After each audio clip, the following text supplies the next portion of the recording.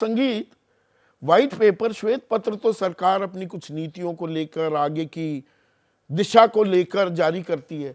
10 साल पुराने गड़े मुर्दे उखाड़ने लगे, ऐसी नौबत क्यों आ गई? नहीं, श्वेत पत्र का मतलब सिर्फ ये नहीं होता है संदीप कि अमूमन तो यही होता नहीं नहीं नहीं, देखिए श्वेत पत्र जो है वो मुझे लगता है कि जो किन्सियन इकोनॉमिक्स यहाँ पर इकोनॉमिस्ट बैठे हुए हैं, मुझे लगता है वो रिसेशन के समय वो 1921-22 के आसपास आया था और ये ब्रिटेन से शुरुआत हुई है। मूलतः 1928 में हुई थी रिसेशन। मुझे लगता है कि दूसरे दशक के ग्रेट डिप्रेशन 1928 से पता है मुझे, मैं थोड़ी इकोनॉमिक्स पढ़ी है। फर्स्ट वर्ल्ड वॉर के इमीडिएटली ये सब चीज़ें शुरू हो गई थी। हाँ। तो उसमें मूलतः ये होता है कि जो वस्तु स्थिति है क्या है, हम उसके बारे में बात करते हैं कि क्या वस्तु स्थिति है। तो 2004 से 2014 के बीच देश का कितना बेड़ा गर्क हुआ, आपकी बात माने तो वो 15, 16, 17, 18 में कभी कर देते, 24 में आके जारी कर रहे हैं। देखो संदीप देखिए, पिछले 10 साल से कांग्रेस पार्टी ये एक नैरेटिव विमर्श खड़ा करने की कोशिश कर रही थी कि भाई देखिए ये पिछला 10 साल जो है वो नरेंद्र मोदी का है वो महा बेकार गया है। और जब आप ऐसी बातें करते हैं कि कुछ भी नहीं हो रहा है, बेरोजगारी सबसे ऊंची दर पे, कुछ भी हो ही नहीं रहा, तो ये राजनीतिक जुगाली होती है और आप इसे राजनीतिक तुकबंदी के तौर पर आप कह सकते हैं। लेकिन कोई भी अच्छा, ये राजनीतिक जुगाली कर रहे हैं, बीजेपी क्या कर रही है? ओहो, मुझे अपनी पूरी बात तो खत्म करने दो। बोलिए। ये कोई भी करे, कोई भी पॉलिटिकल पार्टी जब यदि दूसरे पॉलिटिकल पार्टी के लिए कहती है कि ये कुछ भी नहीं कर रहा है, ये बेकार है, ये सब, तो इसका मतलब है, प्रधानमंत्री ने अभी कई बार संसद के पटल पर यह कहा है कि भाई जितने भी प्रधानमंत्री हैं सबका इस देश के लिए कंट्रीब्यूशन है। तो एक ढंग से भारतीय जनता पार्टी ने कांग्रेस के और विपक्षी के नैरेटिव को खत्म करने की कोशिश की है। देखिए वो अच्छी तरीके से जानते हैं कि राम मंदिर का विकेट बहुत मजबूत विकेट है, लेकिन साथ ही जो ये कांग्रेस एक खोखला दावा कर रही थी कि तो 10 साल पुरानी बातें याद दिलाने की दरकार होगी। ओहो, तो विपक्षी को आप क्या करेंगे? उसकी प्रशंसा करने के लिए बैठेंगे? जब आपकी कमियां आपको दिखेंगी कि भाई डबल डिजिट में महंगाई थी आपके समय, हमारे यहाँ सिंगल डिजिट में महंगाई 4.5, 4.7, 5.4, सुनिए 6.5 पिछले साल की नहीं अरे भाई फैक्ट चेक कर रहा हूं, मैं फैक्ट चेक कर रहा हूं।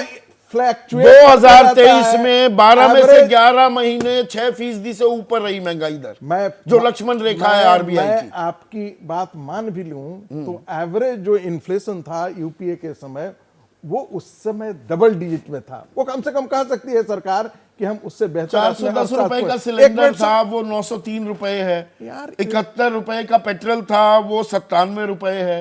डीजल 55 रुपए था, वो 90 रुपए है। संदीप, जब भारतीय जनता पार्टी की सरकार थी ना, जब हम नौकरी ज्वाइन किए थे तो 18 रुपए का पेट्रोल होता था। तब मैं जाकर कि ये कहूं कि कांग्रेस पार्टी के समय 70 रुपए का पेट्रोल, जब आप इन्फ्लेशन होता है। नहीं, सरकार दावा ये कर रही थी ना, नारा बुलंद कर रही थी, बहुत हुई पेट्रोल डीजल की मार, बहुत हुई रसोई गैस की मार। भाई तो ये मार तो बढ़ गई। आप तो ऐसे मान करके चल रहे हैं, हम केमिस्ट्री में हम H2+O2 ये करते हैं तो 2H2O बोलते हैं, और फिर हम बोलते हैं कि pressure and temperature remains constant. तो जब हम प्राइस का वैल्यूएशन करते हैं तो हम ये भूल जाते हैं कि आपकी आर्थिक स्थिति में भी सुधार हुआ है।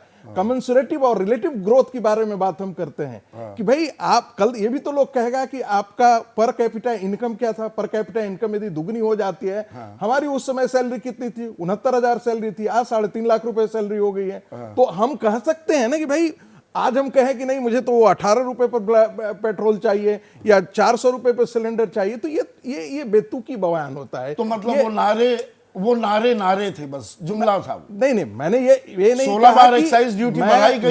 मैंने जो बढ़ाई गई हो, मैं तो कोई बड़ा अर्थशास्त्री नहीं हूं, मैं तो राजनीतिक विश्लेषक के तौर पर ये मैं बात कह रहा हूं कि अर्थशास्त्री बेहतर तरीके से इसका व्याख्यान करेंगे। लेकिन मैं जो एक परसेप्शन जो बनाने की कोशिश कांग्रेस पार्टी की, दुर्भाग्य से उस परसेप्शन को जनता ने बाई नहीं किया और नतीजा है कि कांग्रेस पार्टी सारे चुनाव पिटती गई। राहुल गांधी दोबारा से याद दिलाया जा रहा है। नहीं, भारतीय जनता पार्टी उनको याद दिला रही थी कि ये कितनी भ्रष्ट सरकार रही है।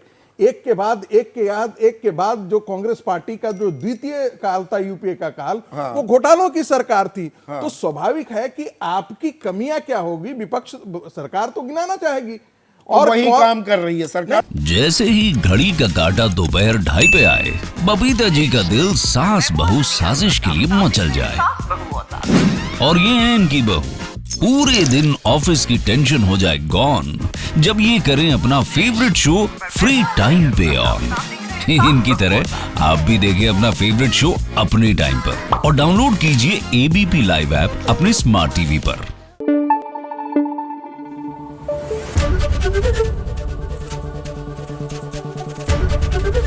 एबीपी न्यूज आपको रखे आगे।